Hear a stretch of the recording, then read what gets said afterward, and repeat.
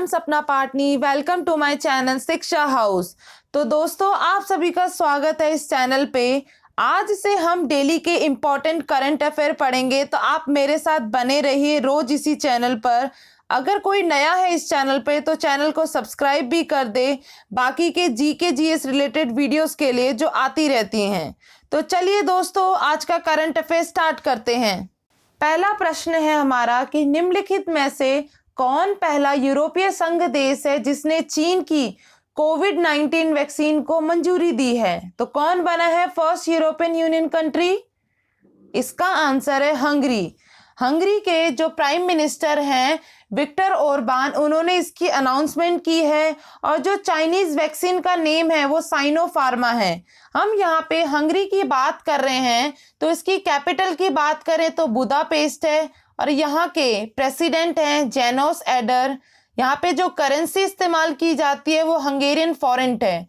यहाँ पे एक बात और याद रख लीजिएगा कि हंगरी यूरोपियन यूनियन का पार्ट होने के बावजूद भी यूरो करेंसी नहीं है यहाँ की। कौन सी करेंसी है? फॉरेंट। इसमें इंपॉर्टेंट फैक्ट और जान लीजिए कि हंगरी की राजधानी बुडापेस्ट डेन्यूब नदी के तट पर स्थित है। और जो हंगरी बॉर्डर शेयर करती है कंट्रीज के साथ वो है Slovakia, Ukraine, Romania, Serbia, Croatia, Slovenia और ऑस्ट्रिया है। तो याद रखिएगा इंपॉर्टेंट फैक्ट भी जो मैंने हंगरी के रिलेटेड आपको बताया। नेक्स्ट क्वेश्चन है हमारा, हाल ही में खबर में रहा स्टार्स प्रोजेक्ट किस मंत्रालय से संबंधित है? तो ये इंपॉर्टेंट क्वेश्चन है। इसका आंसर होगा शिक्षा मंत्रालय। यह शिक्षा मंत्रालय से जुड़ा हुआ है स्टार्स प्रोजेक्ट।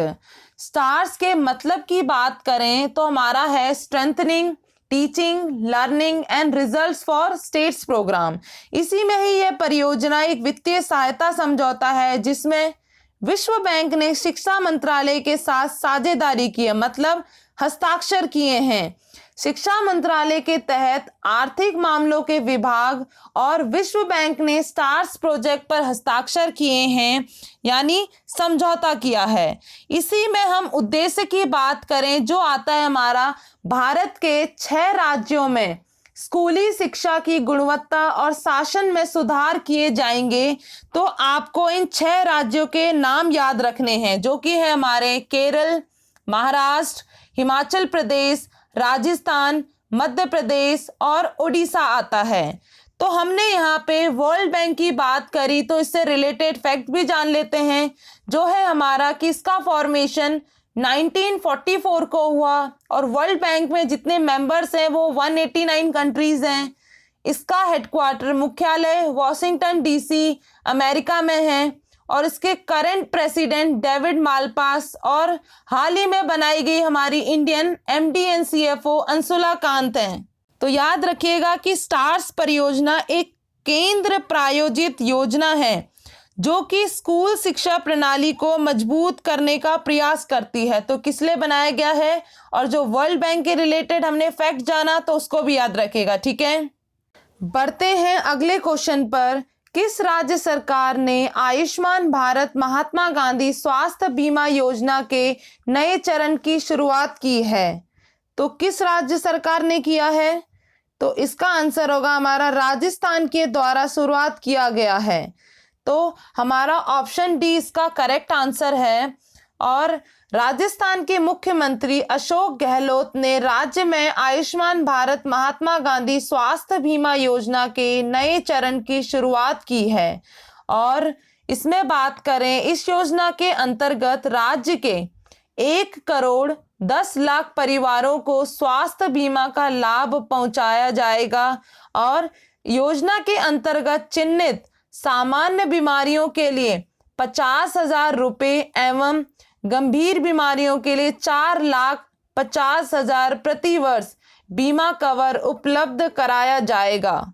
तो ये मेन पॉइंट था जो कि भारत महात्मा गांधी स्वास्थ्य बीमा योजना में उपलब्ध होगा। अब हमने राजस्थान की बात की तो इससे रिलेटेड भी कुछ चीज़ें जान लेते हैं। राजस्थान की कैपिटल जयपुर है जिसे पिंक सिटी भी कहते हैं। और यहाँ के मुख्यमंत्री अशोक गहलोत हैं। और यहाँ के करंट राज्यपाल कहें या फिर कहें गवर्नर, जो कि है हमारे कलराज मिश्र। अगला प्रश्न है, हाल ही में 5वीं Bharat Japan act east forum की संयुक्त बैठक का आयोजन कहाँ किया गया? तो इसका राइट आंसर होगा ऑप्शन बी, न्यू दिल्ली में। नई दिल्ली में संयुक्त बैठक की गई। इस बैठक की अध्यक्षता भारत में जापान के राजदूत सुजुकी सातोशी और विदेश सचिव हर्षवर्धन श्रृंगला ने की। इस फोरम की बैठक में भारत के उत्तर पूर्वी क्षेत्र में जल विद्युत कनेक्टिविटी, सतत विकास, कौशल विकास और जल संसाधनों के दोहन जैसे विभिन्न क्षेत्रों में चल रही विभिन्न परियोजनाओं की प्रगति की समीक्षा की। तो ये भी याद रखिएगा कि यह एक्ट ईस्ट फोरम कब स्टैब्लिश किया गया? तो यह है 2017 में इसकी स्थापना की गई। अगला प्रश्न है हमारा, भारतीय सेना के नए उप प्रमुख कौन बने हैं? कौन new vice chief of Indian army बने हैं? तो इसका राइट आंसर होगा ऑप्शन डी, जो कि है लेफ्टिनेंट जनरल सीपी मोहंती।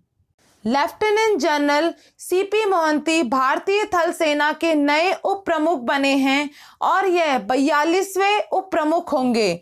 वर्तमान में भारतीय सेना के प्रमुख मनोज मुकुंद नरवाने हैं। और ये भी याद रखना कि हम इंडियन आर्मी डे या फिर कहें भारतीय सेना दिवस कब मनाते हैं? तो 15 जनवरी को हम इंडियन आर्मी डे बनाते हैं। अगले प्रश्न पे बढ़ें तो पीएम मोदी 4 फरवरी को यूपी में चौरी चौरा शताब्दी समारोह का उद्घाटन करेंगे। उस स्थान का नाम बताइए जहां चौरी चौरा स्थित है। तो इसका राइट आंसर होगा ऑप्शन डी, गोरखपुर डिस्ट्रिक्ट पे। तो चौरी चौरा कहाँ पे स्थित है? गोरखपुर डिस्ट्रिक्ट पे। तो ये भी बात जान लीजिए कि चौरी चौरा इंसिडेंट कब हुआ था? 4 फरवरी 1922 को। और चौरी चौरा की घटना 4 फरवरी 1922 को असहयोग आंदोलन के दौरान हुई थी। इस दिन आंदोलन के कुछ प्रदर्शनकारियों ने पुलिस स्टेशन पर हमला किया और वहां आग लगा दी थी, जिस कारण 22 पुलिसकर्मियों की मौत हो गई थी। और इस हिंसा के कारण महात्मा गांधी ने 12 फरवरी 1922 को असहयोग आंदोलन को रोक दिया था। और यह असहयोग आंदोलन कब स्टार्ट किया गया था महात्मा गांधी के द्वारा? 4 सितंबर 1920 को असहयोग आंदोलन की शुरुआत हुई थी। तो ये भी याद रखिएगा कि चौरी चौरा कहाँ पे स्थित है? अब गोरखपुर डिस्ट्रिक्ट पे। और कब किया हुआ था ये इंसिडेंट? 4 फरवरी 1922 को। किस दौरान हुआ था? असहयोग आंदोलन के दौरान हुआ था। ठीक है, तो ये सारे फैक्ट भी याद रखिएगा। अगला प्रश्न है हमारा, बीसीसीआई ने खेल इतिहास में पहली बार रणजी ट्रॉफी 2020-21 सत्र को रद्द करने का फैसला किया है। तो यह चैंपियनशिप पहली बार किस सीजन में आयोजित की गई थी? तो इसका राइट आंसर होगा ऑप्शन बी, 1934-35 सीजन में ये रणजी ट्रॉफी आयोजित की गई थी। और इस रणजी ट्रॉफी में जो कि स्टार्ट हुई थी कब? 1934 से 1935। और उस टाइम पे जो टीम विनिंग थी, विनर टीम थी, वो बॉम्बे थी। रनर अप रही वो नॉर्थर्न इंडिया, उत्तरी भारत रहा। और अभी रिसेंट में जो खेला गया था 2019-20 सेशन, उसके विनर रहे थे सौराष्ट्र और रन अप रही थी बंगाल। इसी में हम कुछ और कंपटीशन जो क्रिकेट से रिलेटेड है इंडिया के, उसके बारे में भी चर्चा कर लेते हैं, जो कि हमारे 4-5 ट्रॉफी हैं। पहला है हमने रणजी ट्रॉफी, जो कि कब चालू हुई थी? 1934-35 सीजन में। और दूसरा आता है हमारा ईरानी ट्रॉफी, जो कि हमारी स्टार्ट हुई थी 1959-60 में। और दिलीप ट्रॉफी की बात करें तो 1961 से 62 सीजन में स्टार्ट हुआ था। अगली बात करें विजय हजारे ट्रॉफी, जो कि 2002-2003 में स्टार्ट हुआ था। लास्ट बात करें देवधर ट्रॉफी, जो कि 1973-74 में चालू हुआ था। तो ये हमारे डोमेस्टिक क्रिकेट कंपटीशन है जो कि इंडिया में कराए जाते हैं। जो सबसे नया है वो विजय हजारे ट्रॉफी है। तो जितने भी मैंने आपको फैक्ट बताए इससे रिलेटेड ये भी याद रखिएगा, ठीक है। अगला प्रश्न है, हाल ही में किस बीमारी को काबू में लाने के लिए दिल्ली एम्स ने पहली बार एलोपैथी और आयुर्वेदा की दवा तैयार की है? तो इसका राइट आंसर होगा ऑप्शन बी, पहली बार डायबिटीज को काबू में लाने के लिए दिल्ली एम्स ने एलोपैथी और आयुर्वेदा की दवा तैयार की है। तो इसका राइट आंसर क्या है? डायबिटीज। इस कोरोना महामारी में डायबिटीज को काबू में लाने के लिए दिल्ली एम्स पहली बार एलोपैथी और आयुर्वेदिक की दवा तैयार की गई है और दोनों दवाएं आयुर्वेद दवा BGR-34 और एलोपैथिक दवा गिल्बन क्लेमाइड को एक साथ प्रयोग करके बनाई गई है। इसी में बात कर लें, दिल्ली एम्स की हम बात कर रहे हैं तो इसकी स्थापना 1956 को हुई और हम वर्ल्ड डायबिटीज डे कब बनाते हैं ये भी हमें पता होना चाहिए, 14 नवंबर को बनाते हैं। और 2020 की थीम हमें पता होनी चाहिए क्योंकि ये क्वेश्चन में पूछी जा सकती है। तो हमारी क्या है theme? The nurse and diabetes. तो हमारी आयुर्वेद और एलोपैथी को मिला के जो दवाई बनाई गई है किसके लिए बनाई गई है ये पता होना चाहिए, डायबिटीज के लिए बनाई गई है। ठीक है, अगले प्रश्न पे बढ़ें तो निम्न में से कौन ट्रेन के डिब्बों को साफ करने के लिए यूवी किरणों का उपयोग करने वाली पहली मेट्रो बन गई है? तो इसका राइट आंसर होगा लखनऊ मेट्रो। लखनऊ मेट्रो पहली मेट्रो बन गई है जिसने अपने डिब्बों को साफ किया है यूवी किरणों से। और इसने प्रेरणा कहां से ली है? न्यूयॉर्क मेट्रो से प्रेरणा ली है। इसी में बात करें तो इन किरणों से एक डिब्बे को सिर्फ आधे घंटे के अंदर सैनिटाइज किया जा सकता है। और मेट्रोमैन के नेम से किसे जाना जाता है ये भी याद रखना, किसको जाना जाता है? ई श्रीधरन को मेट्रोमैन के नाम से जाना जाता है। और एक और बात याद रखना, हाल ही में जो हुई है दिल्ली मेट्रो की मेजेंटा लाइन पर भारत की पहली ड्राइवरलेस मेट्रो ट्रेन की शुरुआत हो चुकी है। ठीक है, तो याद रखिएगा।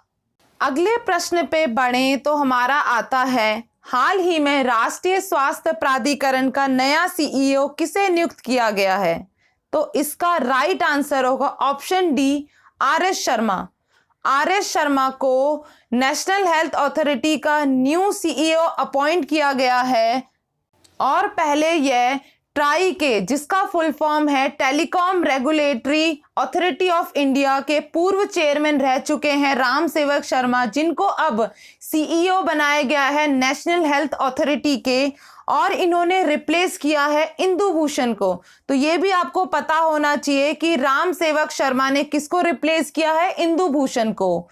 और NHA ही देश भर में आयुष्मान भारत योजना की जिम्मेदारी संभालता है। और NHA की हम बात कर ही रहे हैं तो इसका फाउंडेशन कब रखा गया? 2018 को। और ट्राई की से पहले हमने बात की जो कि पूर्व चेयरमैन रह चुके थे राम सेवक शर्मा, जो अब बने हैं ट्राई के चेयरमैन PD वाघेला। तो करंट चेयरमैन ट्राई के कौन है? PD वाघेला, ये आपको पता होना चाहिए। और अभी नेशनल हेल्थ अथॉरिटी के CEO किसे बनाया गया है? राम सेवक शर्मा को, मींस RS शर्मा को बनाया गया है। तो याद रखना कि रिप्लेस किसे किया गया है? इंदु भूषण को रिप्लेस किया है। तो ये सारे क्वेश्चन जो बन सकते हैं वो मैंने आपको बताए हैं, तो ये याद रखिएगा। नेक्स्ट क्वेश्चन पे बढ़े तो हमारा आता है कि हाल ही में दुनिया के सबसे खतरनाक मालवेयर जो कि नाम है इमोटेट को नष्ट किया गया है। तो इसके बारे में पहली बार कब पता चला? तो इसका राइट आंसर होगा ऑप्शन बी, 2014 में। ये world most dangerous malware Emotet जो कि अब डिस्ट्रॉयड किया गया है, ये फर्स्ट डिस्कवर्ड कब हुआ था? 2014 में। इस मालवेयर का जो अदर नेम है वो हियोदो है और संयुक्त ऑपरेशन में इसका खात्मा किया गया जो कि चलाया गया 2 साल से भी ज्यादा। और इमोटेट सबसे पहले 2014 में बैंकिंग ट्रोजन के रूप में नजर आया था। इसके बाद ये सबसे पावरफुल मालवेयर में से एक के रूप में उभरा। और इनको किस किसने काम किया था इमोटेट को खत्म करने की मुहिम में? यूके की national crime agency Europol, FBI, Netherland, France, Canada, Germany, Lithuania और यूक्रेन की लॉ एनफोर्समेंट एजेंसी शामिल रही। तो इन सब ने मिलके ये जो सबसे मोस्ट डेंजरस मालवेयर था इमोटेट को खत्म कर दिया है। अगला प्रश्न है हमारा, उत्तराखंड सरकार ने केदारनाथ को विकसित करने के लिए निम्न में से किसके साथ समझौता ज्ञापन पर हस्ताक्षर किए हैं? तो किसके साथ MOU साइन हुए हैं?